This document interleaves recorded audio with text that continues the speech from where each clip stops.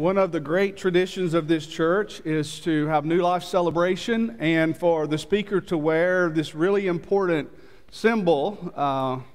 Every year, whoever speaks gets to wear this. My wife typically is a big encourager to me, and just a minute ago before I got up here, she leaned over and I thought she was going to have some words of wisdom, and she said, "Nice badge." And so I kind of enjoy the comments that I get every year from this. Some of you are very creative in what you tell me, and I just hate that I have to, be the one to get to enjoy this. So I asked Robert today if he wanted to wear it again, and he said it was all me. He bestowed upon me the honor to wear this.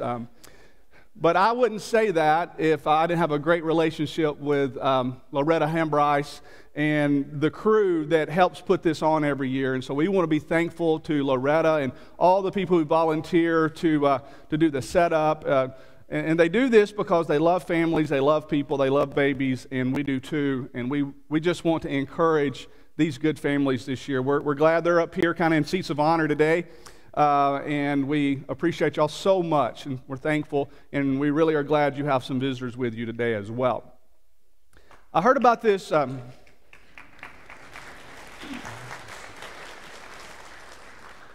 I heard about this church that had this one family with two very, very rambunctious kids. Now, just for the record, we don't have any families with kids like that here at Waterview, in case you're wondering. A matter of fact, all of our children here at Waterview are model. They don't do anything they shouldn't do. They don't run in the church building. The only thing they really like to do is come up here and play on this stage after church. And they love to play around these sharp objects and the brick and all that kind of stuff. That's really the only thing they do that sometimes makes me wonder. But we don't have any kids like that here, no family like that here. But this one church did. They had this one family, and these parents just could not get a hold of these kids, so rambunctious. And so they were at their wits' end, and so they went to the preacher, and they said, "Would you talk to our children? Would you be willing to meet with them and talk to them about their behavior, during church and after church, before church?" And so the preacher didn't really want to do it, but he reluctantly agreed to do so. So the day came that the family brought the two children up. It was a 6-year-old little girl and a 4-year-old little boy. And so the preacher said, "Now, I'll meet with them, but I want to meet with them one at a time." And so the day came. The family came up to the church office. The parents and the little boy sat down on a sofa down the hall from the preacher's office. The little girl went into the preacher's office first. 6-year-old, she sat down in a chair. She looked up, and across from that desk there was the preacher. And he was just looking down at her, and it was just like this very, very awkward silence for a few minutes. And finally the preacher said, "Where's God?" And the little girl didn't know what in the world to say. She had no answer for that. So she sat there a moment, and the preacher once again said, "Where's God?" And it was scaring her to death, and she was kind of freaking out. And then on the third time, he thundered, "Where's God?" And she couldn't take it any longer. She jumped up out of that chair, ran out of his office, down the hall to the couch where her little brother was sitting, and she said, "We're in big trouble. God's missing, and they think it's us."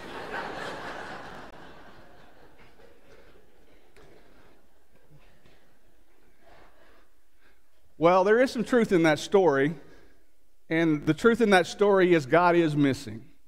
God's missing from a lot of places in our world. I think all of us would agree that it concerns us that God is missing in our government, He's missing in our courts, He's missing in our schools, and I know we would like to do something about that. Honestly, there's probably only so much we can do about that. I'm just talking about on an individual grassroots level.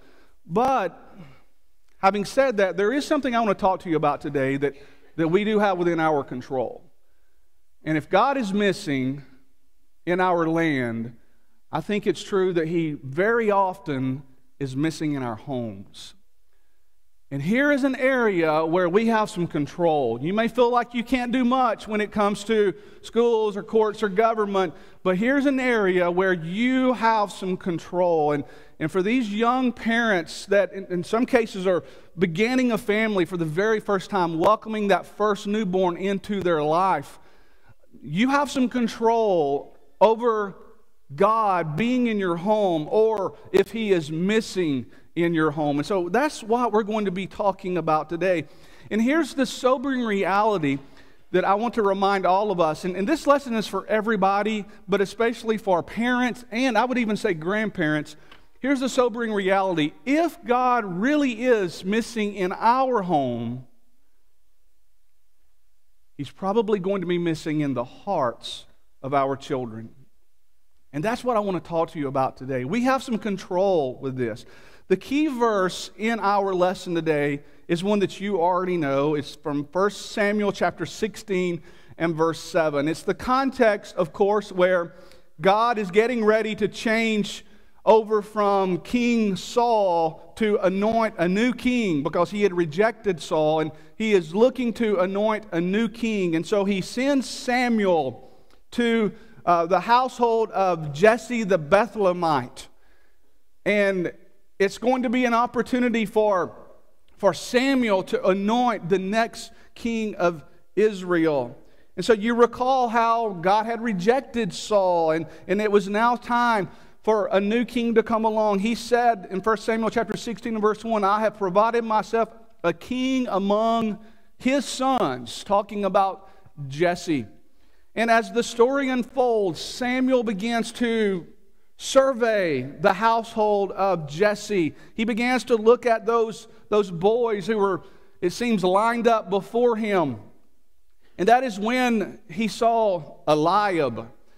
And when he saw Eliab, Samuel said, surely the Lord's anointed is before him. What he saw in Eliab was what he thought the next king would probably look like. But that is when the Lord said these words to Samuel in 1 Samuel chapter 16 and verse 7. Do not look at his appearance or the height of his stature, because I've refused him.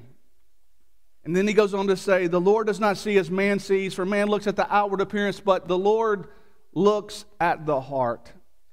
See, what Samuel saw in Eliab was what we often see in others. We judge according to outward appearance. 1 Samuel chapter 9 and verse 2 says that there was not a more handsome person among the children of Israel concerning Saul. It says from his shoulders upward he was taller than all of the people. And so he was better looking and he was taller. And when Samuel was thinking he was going to go anoint the next king in Jesse's household, and he saw Eliab, he thought, he looks like Saul. Tall, handsome, choice. There was something about his appearance that made him think he's kingly. This is the look that God is certainly after. But God's point to Samuel was, what I'm looking at has nothing to do with what you're looking at. You see, God had already chosen the kind of man who had a heart like his. And when Paul preached in Antioch of Pisidia in Acts 13 and verse 22, he said this about David. He said, he raised up for them David as king, to whom he gave testimony and said, I have found David, the son of Jesse, a man after my own heart, who will do my will.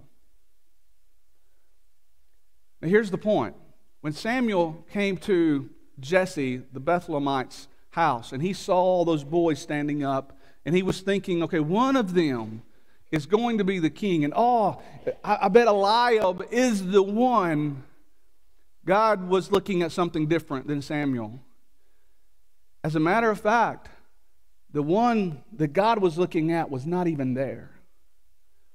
Because God was not looking at the outward features of those other boys. He had already chosen someone who would be the next king. And he had already picked him. Even when Samuel was doing this outwardly judging, God had already chosen David, a man after his own heart. And I don't want you to miss this point. It was up to this point David was still rather young, but it was up to this point that David was not becoming what God wanted him to be. David already had become the man that God wanted him to be. And so then we might say, how was that possible, or why did that happen? And I think the only logical choice would be it came from the influence of his home. David had already become a man who had a heart like God because he was learning something from the home as a young man. And that's the way it goes. Our children usually become like the people they grow up with in the home. Now, do you remember the very first time that we read about David in the Bible? It's in the book of Ruth, toward the end of the book of Ruth. And there's not much said there in the book of Ruth, chapter 4, about verses 13 through 22. While the book of Ruth tells us the story of Boaz and Ruth and Naomi, there's not really much said at all about David. There's not much said at all about his grandfather, Obed, or his father, Jesse. And there is absolutely nothing said about David's mother in the Bible, which is somewhat shocking.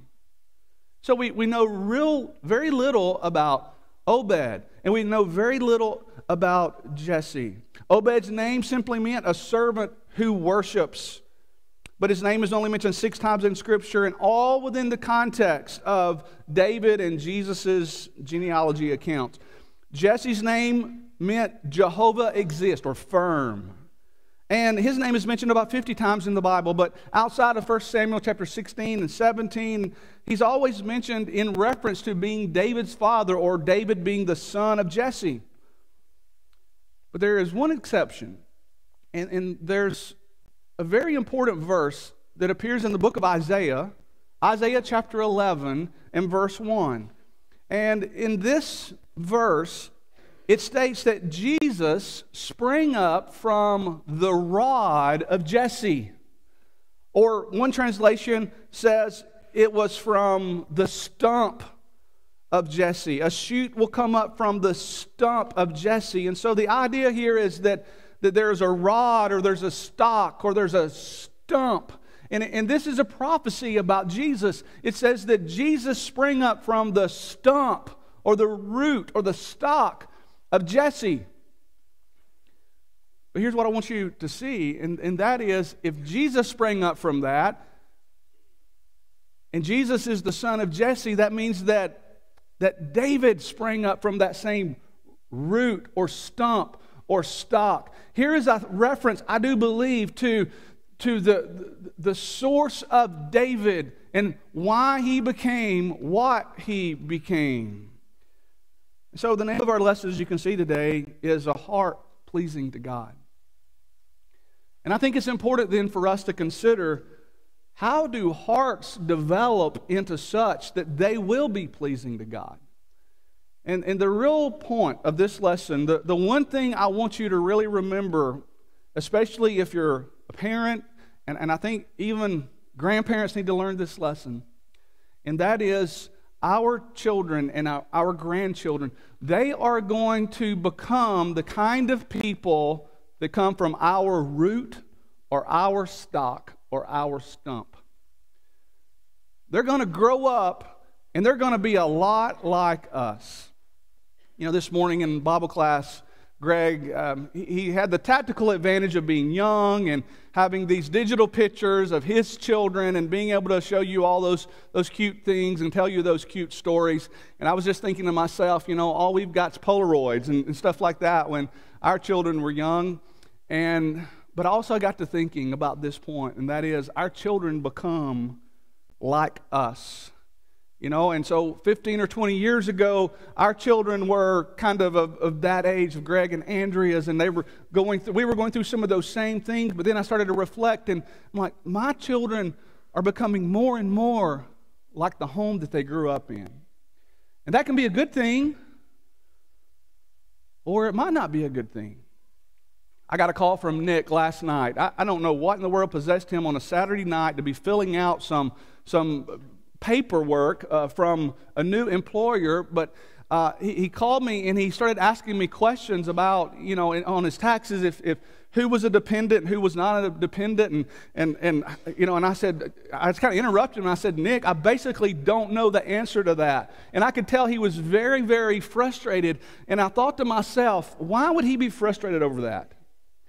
And then I thought, because those things frustrate me. He's probably seen that. I hate filling out paperwork. I hate doing that. I hate doing my taxes. I'm putting it off. I hadn't even started it yet because I don't like doing it, because there are questions I need to answer that I don't really know the answers to. And I thought, he's frustrated over this because I'd be frustrated over this. Why? Because he came from my stump. He learned this from me, whether it's a good thing or bad thing, and in this case it's probably a bad thing. He saw the frustration in me when it came to things like this. So our children are going to become like us. They come from our home. They come from our roots. And this is something that we have control over. And here's the sobering reality. Even though there are statistics that suggest that children leave the church as they get older at alarming rates, here's the staggering reality. Whether that's going to be true or false concerning your children is staring you at the mirror every time you look in it. Every time you look in that mirror and you see your reflection, you are in control to a large degree on how those children will grow up, how they'll turn out. So I want to think in a practical way with you in the next few minutes about some things that you might take away from this lesson that helps remind us that our children come from our root or our stump, and they're going to be like us. And every time we look in the mirror, how we ought to consider that we have influence over their life. For instance, when you look in the mirror, I want you to remember every day that our children will respond to the church the way we do. You're going to have your children in your home approximately 18 years, if you're lucky. 18 years. And I want to remind you that in the course of those 18 years, if they leave home, when a lot of children leave home, in the course of those 18 years, you can't fake it. In the course of those 18 years, they're going to see the real you. They're going to see how you respond to certain things. And I want to remind you, they're going to see how you respond to the church. What they're going to see in your life during the course of those 18 years is how you feel about the church. And you know what? More than likely, they're going to grow up having some of those very same feelings.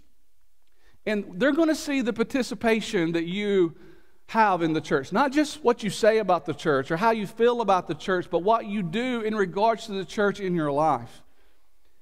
There have been all kinds of studies. One suggests, though, that when both parents are what we would call faithful and active in the church, 93% of those children that grow up in that home will grow up and stay involved in the church.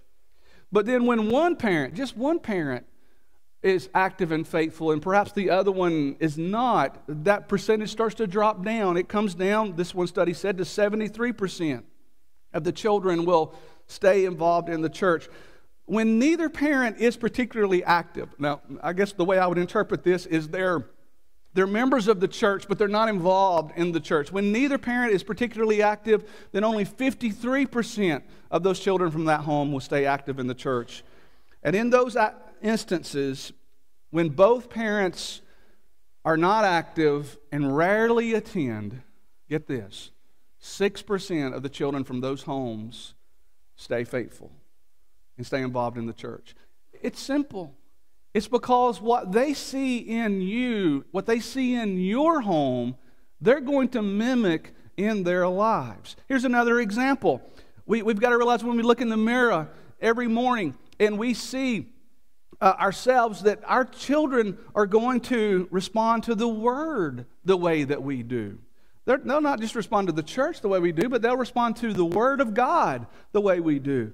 There's a direct connection between how much Bible they see in the home and how much they will respect the Bible in their lives.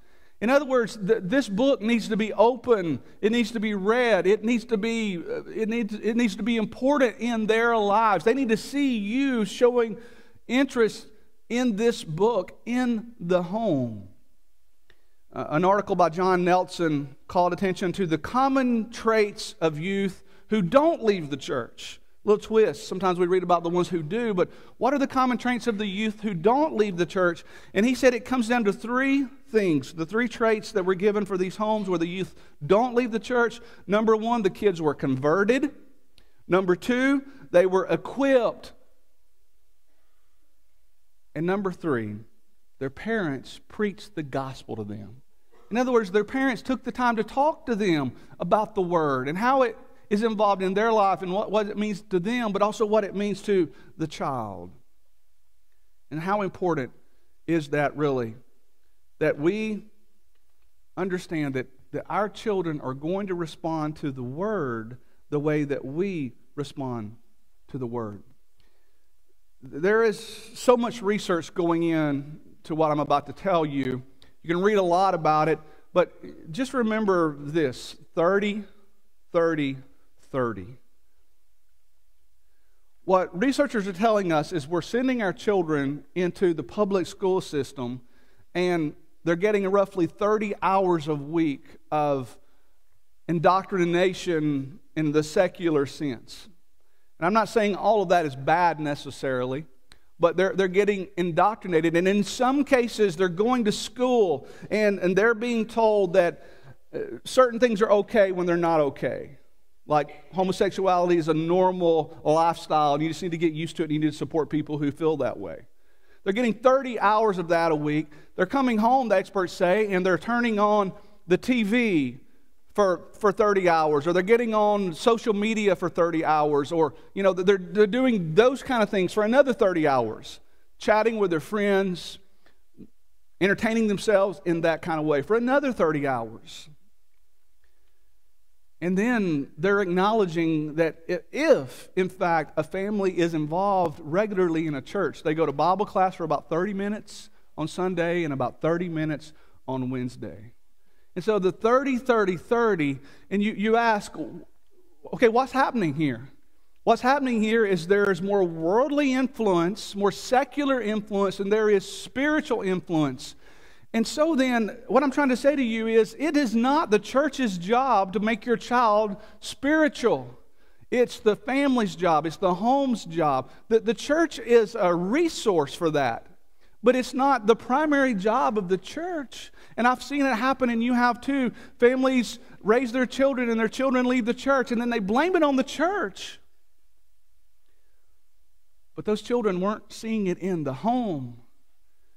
And so they're going to respond to the Word the way we respond to the Word. And it's something, as a practical point of reality, we've got to understand. Here's another example. We've got to realize that our children will respond to others the way that we do. So we've got to start asking ourselves some pretty hard questions, because the way that we treat people will be the way they'll grow up and treat people. And so we need to ask ourselves, what am I saying about the preacher and the elders, or the song leader, or the Bible class teachers, or the other ministry leaders in the church? What are my children hearing me say about these people?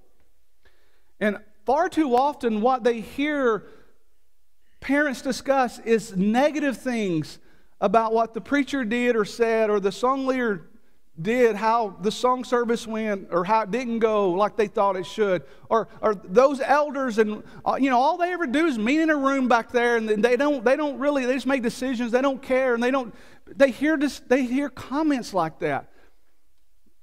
And I want to ask you, just as an aside, to really think about what you say about elders in front of your children. I hope I can prick your heart for just a moment to be graceful in how you view the job that these men are trying to do. I can tell you they do more than meeting in a room on Wednesday night. I can tell you they do more than that. If that's all you think that they do, then you're wrong. And I can also tell you there's going to come a time in the future when this church is going to need to appoint some new men to serve in this capacity. And it'd be a crying shame for a good man who's scripturally qualified to serve in this capacity to be discouraged from taking this privileged office because he's heard so many people, maybe even his parents, say bad things about elders. And that's a crying shame, because the church needs good men to lead us, to oversee us, to shepherd us. And what we say about men in that capacity, it has a tremendous impact upon the youth in the home that hear these things. I mean, they're hearing what we're saying on the way home from church. And it's been said that a lot of churches, or a lot of families have roast preacher, roast elder, roast song leader for lunch every Sunday. And that should not be the case. So they're going to respond to others the way they see us respond to others, the way they see us respond to the leadership of the church. They're going to respond to others the way they see us respond to the lost around us. Let me ask you, what are your children seeing about your attitude to the lost people around them? Do they ever see you take interest in another soul? Do they ever see you walk across the street and speak to your neighbor and maybe invite them to some church event or share with them the opportunity to learn the gospel? Have they ever seen you take interest in the soul of a sinner who is lost and bound for hell? So they're going to grow up having the attitude that you have about the lost. And then how do they see you interact with your brethren? What do they hear you say about your brethren, the church, the people that you worship with every Sunday, the people you come together with and sing all in unison, "Oh, how I love Jesus"? But how is it possible for you to really love Jesus if you really don't love the people that you worship with? You know, John said something kind of about that. If you'll just allow me to paraphrase it, he says, how can you say that you love God whom you have not seen when you don't love the people whom you have seen? And so we know that God is love, and we should be like Him, and that we should love. Challenge yourself to do a little Bible study and go read about the one another passages in the Bible. They're there. They're all over the place. We're to pray for one another. We are to prefer one another. We're to use hospitality toward one another. We are to edify one another. That's what we're trying to do for these families, to encourage these families today. But more than all, though, it says we're to love one another. And our children will grow up loving people the way they see us loving people. When we stare in that mirror every day, we need to also recognize that our children will respond to themselves the way that we respond to ourselves. They're going to respond to themselves the way we respond to them as well. So what I'm telling you is that they're watching how we treat them. They're watching our habits. They're watching what we do every day, every week, every month, every year. And they're watching where they fit into all of this. Now, we've all seen the kid who thinks the world revolves around them. You know what I'm talking about. And a lot of times that kid is a lot more present than we think. Maybe that child is one who lives in our home. You know why a teenager might grow up thinking that the world revolves around them? It's because they've been made to believe that since they were born. It's because their parents, from the time their child could walk and talk, have put them on a pedestal and acted as if the universe revolves around that child. And so what I'm telling you is they're going to get their self-worth from you in a positive way and in a negative way. Now, I'm not telling you not to make your child feel like they're loved and they're important to you. Obviously, don't take my words out of context here. But what I'm saying is if you're living your life as a parent and you're making that child of yours think that the world revolves around them and that every time they want something, they can get it, all they've got to do is ask, then you're doing your child a disservice. In parenting classes that I've taught, I've got some pretty weird looks from parents when I've told them the greatest thing that you can do for your child is to show them they don't mean the world to you. And parents say, what? You mean I should show them they don't mean the world to me? What they need to see is that God matters more. What they need to see is the church matters more. What they need to see is your spouse matters more. What they need to see is the whole family matters more than just one person. That's what I'm talking about.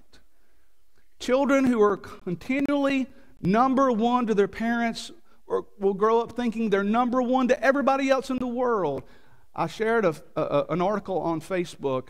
I want you to go look it up and read it. And it really talks about this. It talks about how we do our children a disservice to make them think that everything that they want and desire should just be laid before them on a silver platter. I would suggest to you the thing that we need to start doing more of is to keep our children grounded and humble. In this story that we looked at just a moment ago, do you remember where David was when Samuel came to anoint him as king? He was out in the field. He was the low man on the totem pole. He was doing chores. He was going to be the next king of Israel. And I think it's very interesting that he was learning responsibilities. And he wasn't being handed everything. And he's the one that God saw the most potential in at that time. One last thing. We also must recognize that our children will respond to sin the way we do. That's right. They'll respond to sin the way that we do. I read a fascinating blog that hypothesized another one of the reasons, and there are many reasons that are often offered why children leave the church, become unfaithful to God. This writer's hunch, though, was that if a child grew up in a home where their parents' sins were, as we might say, swept under the rug, and there was no communication from parent to child about the struggles and weaknesses that parents have, then those kids would also struggle to find adjustment in their adult life to their sin. So the idea, of course, is built around the Bible doctrines of hypocrisy and humility. Hypocrites act like they don't sin. Or if they were to admit that they sin, they act like their sins aren't nearly as bad as the sins of others. But a humble person admits their faults, and they rely on God's grace. A humble parent confesses their sin. They pray to God for forgiveness. They'll be open and transparent about that in the home. But the hypocritical parent covers their sin, and if they pray, it probably sounds a lot like this. God, I thank you that I am not like other men, extortioners, unjust, adulterers, or even as this tax collector. I hope you can see the difference. By the way, that king that Samuel came to anoint, who God said he's got a heart like mine, he would mess up big time. But you know what he did when he messed up? He said, have mercy on me, O God. According to your loving kindness, according to the multitude of your tender mercies, blot out my transgressions. Wash me thoroughly from my iniquity and cleanse me from my sin. For I acknowledge my transgression, and my sin is ever before me. He didn't try to sweep it under the rug. He admitted it. He says, I acknowledge my sin to you, and the iniquity I have not hidden. And I said, I will confess my transgressions to the Lord. And David said in Psalm 32, and you forgave my iniquity. And so our children grow up in our homes. They see us operating day to day. They are going to spring up just like Jesus sprung up from the root or the stump or the stock of Jesse. Just like David sprung up from that same stock. They're going to spring up from our stump. And they're going to be a lot like us. I'm not telling you that they won't have their individual free moral agency. They will. But I'm just telling you, they're going to become largely what they see in your home. That's who they are. There's a story in 2 Kings chapter 20. It's a story that we know so well of Hezekiah being sick near death, and he thinks he's going to die. As a matter of fact, Isaiah the prophet comes to him, and he basically says, you need to set your house in order. Imagine that prophecy. Imagine that message. So Hezekiah goes to praying, just what we do when somebody's sick. He was sick, and he was going to die, but he started to pray to God. And he says, God, you know what kind of man I am. You know what kind of king I've been. And God heard that prayer, and he restored him to life. And just a little bit later, there was some friends who came from Babylon. And they came to Hezekiah, and Hezekiah showed them around his palace. He showed them everything in his home. And then Isaiah came back to him a little bit later, and this is what Isaiah said in 2 Kings chapter 20 and verse 15. He says, what have they seen in your house? King, what did you show those people that came from Babylon? What have they seen in your house? And Hezekiah answered, they have seen all that's in my house. Parents, that's what your children will say. They will say, as they grow up, and when they leave that home, they will say, I've seen it all. I've seen all that's in that house. I'm not asking you to be perfect. You can't be. Your preacher can't be. Your elders can't be. We can't be perfect parents. I'm asking you for consistency. I'm asking you to set a tone so that when your children spring up from your stump, they'll say, I've seen all that's in that house, and it was good. We always like to stop at the end of a lesson and give people an opportunity as we sing a song of encouragement to respond. If you're not a Christian today, this lesson hasn't been evangelistic necessarily, but if you know what you need to do to have forgiveness of sin, just like the sin that David needed forgiveness of, if you're not a Christian and you know what you need to do and you need to respond today to be baptized, everything's ready and we'll help you with that. Or if you are a Christian and if you've struggled in some other way and you need our prayers, God's forgiveness, we offer that today on His behalf. We're going to stand and sing this song if we can assist you. Why don't you come right now as we stand and as we sing.